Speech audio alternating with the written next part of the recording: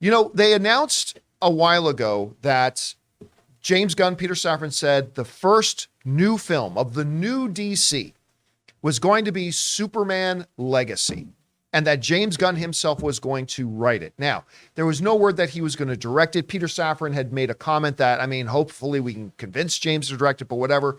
And I think a lot of us, including me, including I'm sure many of you, there was a lot of us who kind of went under the assumption that we believe James Gunn is going to ultimately direct this. I mean, he's got to be careful with his time. He is, of course, now the co-CEO of DC overall, and directing a film is a very time-intensive thing, but it has now been made official. James Gunn is indeed going to direct Superman Legacy, as reported by The Hollywood Reporter. It says the DC studio co-head is helming from his own script, with the film looking to cast a new Clark Kent. They wrote the following: James Gunn is officially making Superman Legacy his next directorial vehicle.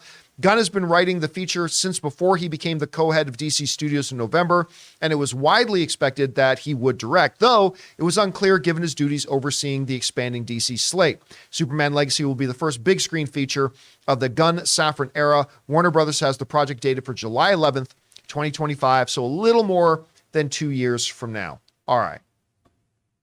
It's interesting because back when James Gunn got let go from Marvel and Disney, and all the studios came knocking on his door and they had lined up pitching him offers and stuff like that, the first one that Warner Brothers pitched to Gunn was, you can come and do anything you want. You can even do Superman. You want to do Superman? And at the time, James Gunn said no. At the time. And so it's kind of interesting now that his first new DC film under the new DC banner, obviously he's done a DC film with Suicide Squad, and of course he did Peacemaker on HBO, but the first DC film is going to be one directed by him. There's something appropriate about this, because we often talk, Rob, about TV shows, that TV shows will have a dozen directors per season, but who directs the pilot is supremely important, because the pilot is the episode that sets the tone of the show. It becomes the blueprint for what the show needs to be, that all the other directors need to kind of follow that blueprint. And it's kind of then appropriate that I think that James Gunn, as the head of DC, along with Peter Safran, as they introduce this brand new DC world, that he be the one to come out there and direct. And listen, he's already directed what I believe is the second best DC film, in Suicide Squad, even though it didn't do great at the box office, but there's a lot of asterisks with that. He's directed some of the best stuff in Marvel.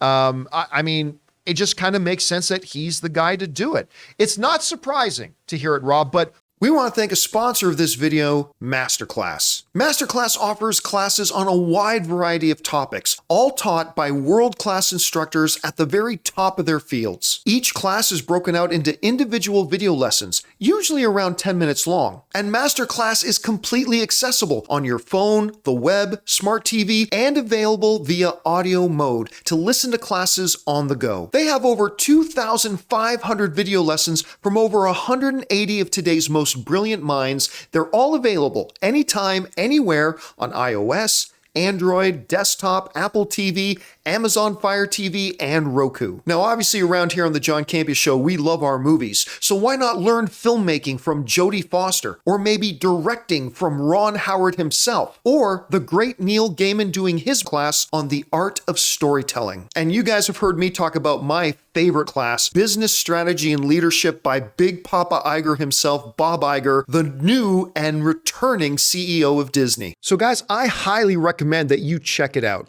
Get unlimited access to every class, and as a John Campea Show listener, you get 15% off an annual membership. Just go to masterclass.com/Campea now. That's masterclass.com/Campea for 15% off Masterclass. What do you make and what do you take away from the official announcement now that James Gunn is directing Superman Legacy? Well, you know, I've kind of been saying that he was going to do that since we first heard this news. And you know, they're using this artwork like from Superman for All Seasons. And I mean, I love this idea. And I think, look, if you're James Gunn, who's been a fanboy his whole life, Superman is the character to direct. I mean, I understand Batman's cooler, but you pull off a Superman movie and it's one for the ages. And really, I mean, if you think about it, the first Christopher Reeve Superman movie, I mean, I like Superman 2, but it's not as classy as the original Superman, Richard Donner Superman movie. And Man of Steel, the two of those movies are, I think, terrific films. The Superman films, all the other Superman films, could use improvement. Gus Gorman skiing off the side of a building, in Superman 3. Come on, that was There's great. a computer, whatever. So I think that when you're starting a new DC universe, you have to lead with Superman. And it was that was going to happen. And James Gunn has proven at least twice, 4 times, I'm sure, with the Guardians of the Galaxy, if you include the holiday special. His movies show that he has an inherent understanding of storytelling. He's got a lot more credibility here. People are always saying, well, what does he know about a Superman movie? I'm like, the guy's been making movies now and writing scripts for 30 years. I think he's destined to do this. He knows this is not going to be a goofy movie. He has to make this movie. It's got to be a classic for the ages. And I think that's what he's written. And, listening to reading his tweet stream about his father yesterday. Yeah, that was really nice. It was really nice. And I'm thinking, if you imbue this movie with this, see, I know it was just a few tweets, but if you can get into this movie, the sentiment you were expressing on social media yesterday about your father, I think we're going to get something that's very special. Rob, you've often pointed out, because you've liked a lot of the DC movies, as have I. I've liked all of them except for the Harley Quinn one. Not the TV show, the Birds of Prey movies, the only one I haven't liked. But you often point out that the one thing that's kind of been missing a little bit from the DC films, other than maybe James Gunn's offering, is you use the word joy. Yes. That maybe these movies have been missing a sense of joy. And when you think of the DC characters, and you look back to the Christopher Reeve films, which I don't believe they should use as their absolute blueprint, by the way, but there was always a sense of joy in those movies, even in Superman 2, even with drunk Superman, right? Do you think that James Gunn will be able to balance, because obviously he's been reading Superman for 40 years, yes, right? Do you think he's going to be able to balance bringing like that icon of Superman while also maintaining like joy in the movie as well? Do you think he can do that? I absolutely do. And, I think back to a scene in the original Superman movie. I think it's Air Force One gets struck by lightning and Superman takes the place of the missing engine. Which is impossible, but... It's not... But, and then one of the pilots goes, he looks out the window and he goes, now don't look. Just fly, and Superman gives the pilot the wave from where he's. That's what I mean by joy, right? That kind of fun, that kind of whimsy, puts a smile on your face. Or even when the cat burglar's crawling up the window on the outside of the building, and then Superman is just right there, standing right there. I mean, that's what I mean by everything. Superman can be really portentous and self-important and all that, but it's got to be fun too. And it's been missing that, but I don't mean necessarily like with Richard Pryor doing funny stuff or a computer getting Superman's tangled in wires. Now wait a minute, that gave me nightmares as a kid. Well, you know what I mean, though. It's what I'm talking about is a field of dreams like joy. Right. One of my favorite scenes in all the original, and I never saw them when they were in the theaters, but it was afterwards on home video. But one of my favorite scenes from the original Superman movies, I think it was Superman 2. It might have been 3, but I'm thinking it was 2, when Lois and Clark are doing an investigative trip and they go to Niagara Falls. That's 2. It's 2. And they go into the honeymoon suite. And the Donner cut is better of that part, but yeah. And they go in there and just all the sexual innuendo and stuff. And the way Clark acts, Christopher Reeve, like I think that's the type of joy you're referring to, right? I mean, it's because Superman is inherently kind of a Dudley Do-Right kind of a character, but it doesn't mean it can't be great. But, Superman 2, it's like, when I mean joy too, I mean when he flies up to the window and he says, "General, would you care to step outside?" And then they Terrence Stamp points his finger and flies out the window. It's got to be fun. Yeah. Not so, I mean, as much as we love Man of Steel, Man of Steel, people are dying all the time in that movie. I mean, every battle in Smallville or Metropolis, people are dying.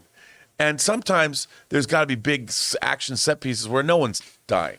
They might die if Superman doesn't save them, but he saves them, and it's got to be, you got to have a smile on your face. You know what's the moment? smile Everybody knows how much I love Man of Steel, which I believe is the best DC movie. But the moment that I fell in love with Man of Steel was very reminiscent of Superman 2.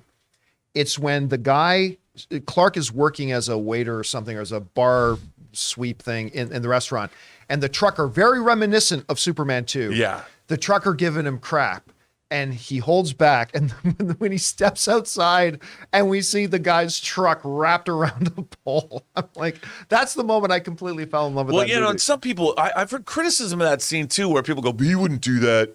That's too petty. And I'm like, but No. Ripping his head off would have been petty. Right. Channeling his frustration by tying his truck around a tree. teaching a douchebag a lesson. Yes. You know? Yeah. I was actually waiting for them to follow up on the homage to Superman 2 at the end of the film, that he would go back and find that trucker again.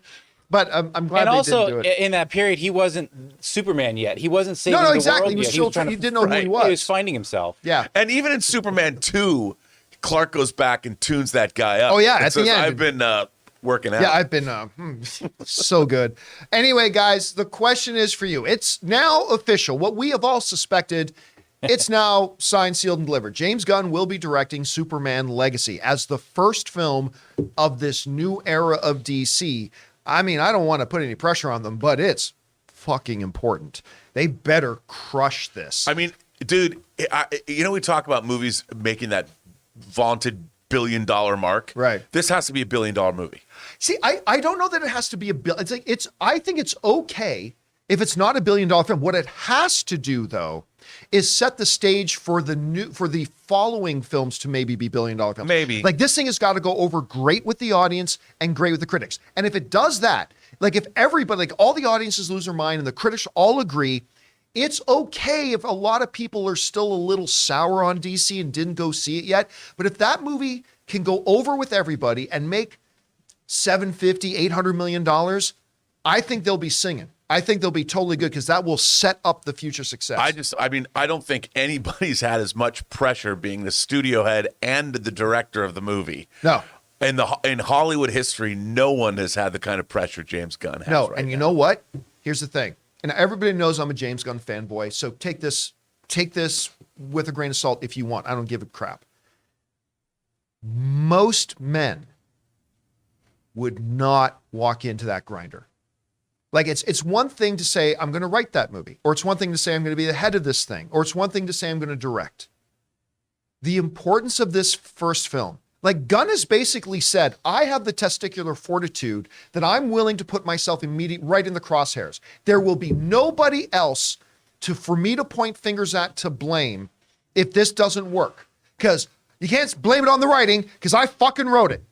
I can't blame it on the directing, because I'm directing it. And you can't bloody well blame it on the studio, because I am the damn studio. Well, clearly And he manscapes. he's willing to stand up there and say, you know what? It's all on me. And if it goes south, it's all on me. And most men would not have the testicular fortitude to put themselves in that position. Most people want to put themselves in a position where they have scapegoats that they can point at. And James Gunn is like, nope, this is completely on me. If this doesn't work, it's this guy's fault. I'll tell you one thing, John. I haven't wanted to jump in and do what I did on Superman Returns, where I stayed and shot. I was there on set every single day filming what went on to make that documentary.